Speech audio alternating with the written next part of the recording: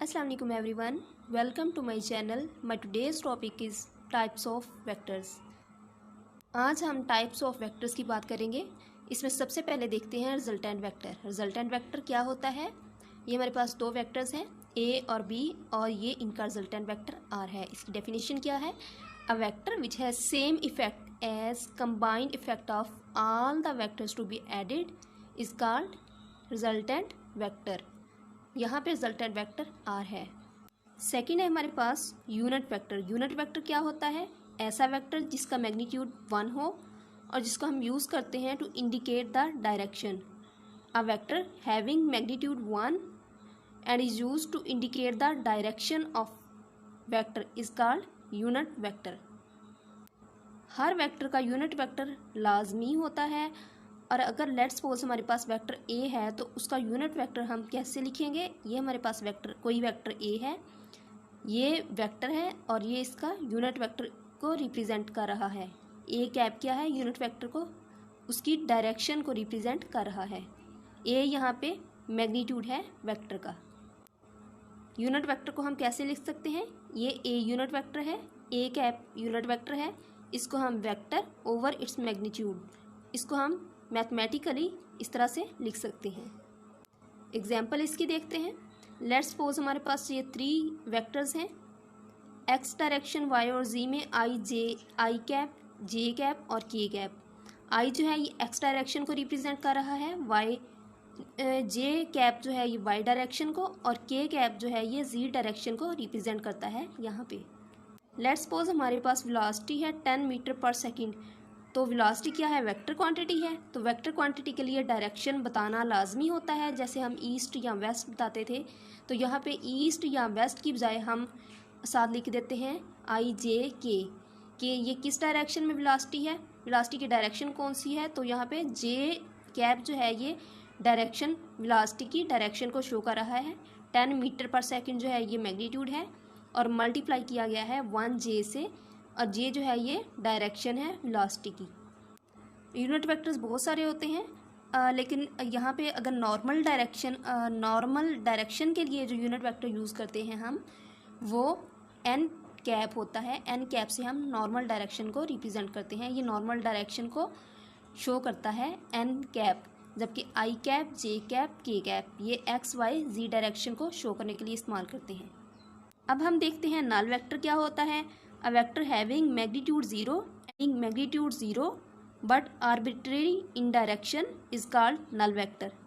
इसको हम graphically draw नहीं कर सकते क्योंकि इसका मैग्नीट्यूड 0 होता है। लेट्स सपोज अगर हम हेड टू टेल रूल से एक वेक्टर ए है और इसको हम देखते हैं हेड टू टेल रूल से -1 को और ए को ऐड करें तो ये हमारे पास आ जाएगा 0 आएगा।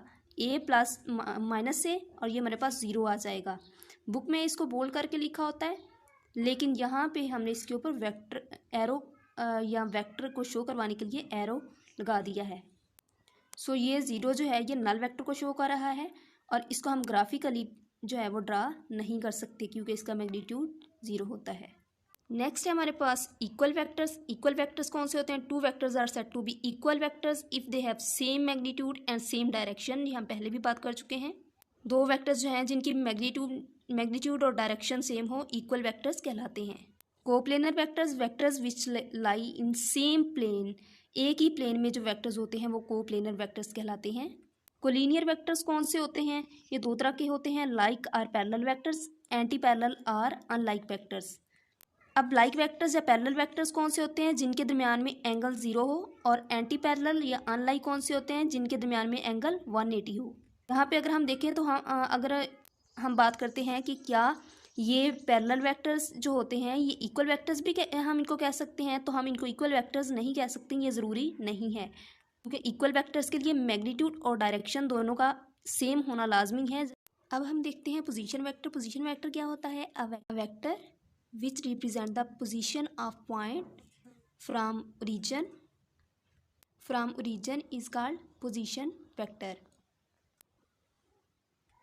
ऐसा वेक्टर जो किसी पॉइंट की ओरिजिन के लिहाज से पोजीशन को स्पेसिफाई करे उसे हम पोजीशन वेक्टर कहते हैं। यहाँ पे पोजीशन वेक्टर हमारे पास आर है। आई कैप जो है एक्स एक्सिस की डायरेक्शन को शो करता है, जबकि जे कैप जो है ये वाई एक्सिस की डायरेक्शन को शो कर रहा है कि बी वेक्टर जो है वो वाई एक्सिस की डायरेक्शन में है। जे कैप इस चीज़ को शो करता है। इसके दो कोऑर्डिनेट्स हैं क्योंकि ये वेक्टर जो है ये प्लेन में है। अब ये हमारे पास एक वेक्टर ए है और एक वेक्टर बी है और ये इनका रिजल्टेंट वेक्टर आर है। इसको हम देखें, रिजल्टेंट वेक्टर को लिखना है हमने, तो ये हमारे पास R vector is equal to A I cap plus B J cap, इस तरह से हम इसको लिख सकते हैं। इसका मैग्नीट्यूड हम under root A square plus B square लिख सकते हैं। पोजीशन वेक्टर इन स्पेस अगर हम देखें तो ये हमारे पास आर है, ये पॉइंट पी है और इसमें स्पेस में हम 3 कोऑर्डिनेट्स यूज़ करते हैं किसी पॉइंट को स्पेसिफाई करने के लिए। ये हमारे पास एक पोजीशन वेक्टर आर है। ये आर वेक्टर है हमारे पास A I cap B J cap C K cap. ये आई जे के जो हैं ये एक्स वाई जी डायरेक्शन को शो करते हैं। अगर हमने किसी पोजीशन वेक्टर को स्पेस में लिखना हो तो हम ऐसे लिखेंगे A I cap B J cap C K cap. I J K represent the position of vector in space.